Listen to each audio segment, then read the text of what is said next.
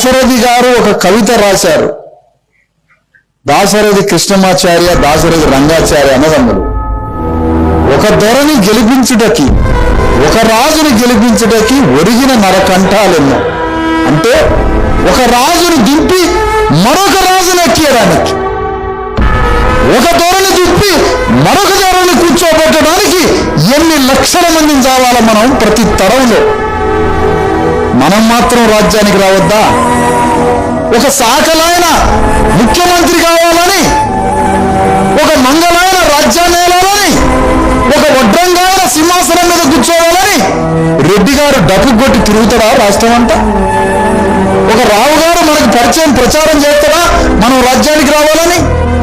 కానీ మనం జెండాలు పెట్టుకొని ఒక్కొక్కడు ఎమ్మెల్యే కావడానికి, మంత్రి కావడానికి, ముఖ్యమంత్రి కావడానికి, ప్రధానమంత్రి కావడానికి జెండాలు మోసి మన